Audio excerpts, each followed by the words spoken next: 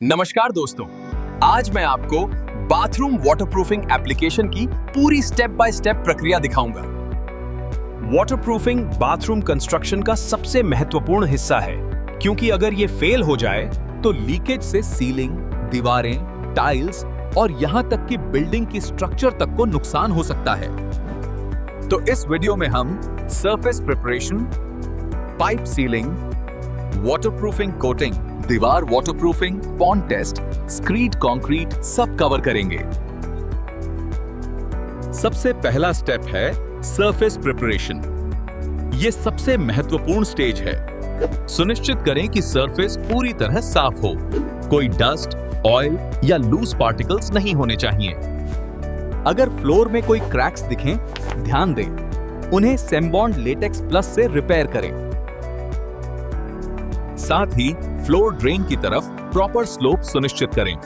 Wall और floor के junction पर एक छोटा कविंग या फिलेट बनाएं। इसे भी पॉलीमर मॉडिफाइड मोटर से सेम्बॉन्ड लेटेक्स प्लस के साथ रिपेयर करें। इससे कॉर्नर्स पर क्रैक्स आने से बचाव होता है।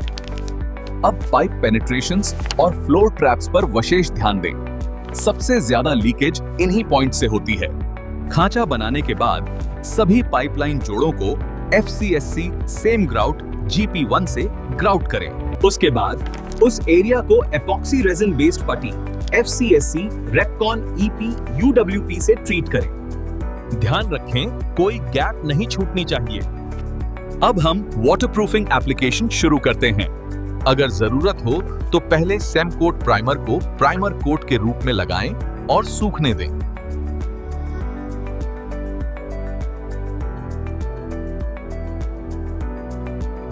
अब इलास्टोसेम का पहला कोट फ्लोर पर बराबर लगाएं।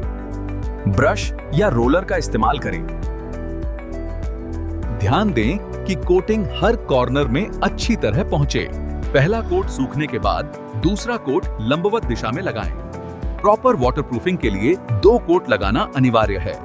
दीवारों पर वाटरप्रूफिंग कोटिंग को शावर की ऊंचाई तक एक्सटेंड करें। शावर एरिया में वाटरप्रूफिंग शावर की ऊंचाई तक करनी जरूरी है। ड्राई एरिया में 1 से 2 फीट ऊंचाई पर्याप्त है। इलास्टोसेम के 2 कोट अच्छी तरह लगाएं। पूरी तरह सूखने के बाद एक तालाब परीक्षण करें। नाली के आउटलेट को अवरुद्ध करें और फर्श को 1 से 2 इंच पानी से भरें। इसे 7 दिनों तक रखें। 7 दिनों के बाद नीचे की सीलिंग चेक करें। कोई लीकेज नहीं होनी चाहिए। अगर कोई लीकेज नहीं दिखती तो वाटरप्रूफिंग सफल है। वाटरप्रूफिंग किए हुए फ्लोर एरिया को औसतन 50 mm मोटी स्क्रीड कंक्रीट से ढकें। ये लेवलिंग के लिए भी जरूरी है।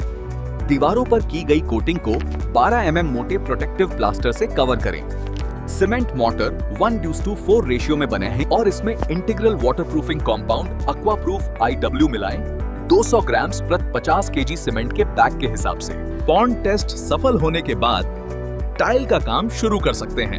फ्लोर टाइल्स के लिए हमेशा टाइल ग्लू 1.0 इस्तेमाल करें और वॉल्स के लिए टाइल ग्लू 2.0।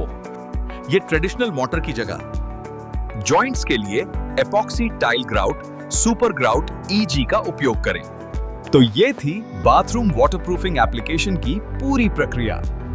अगर आप इन स्टेप्स को ध्यान से फॉलो करेंगे तो भविष्य में लीकेज की समस्याओं से बच सकते हैं।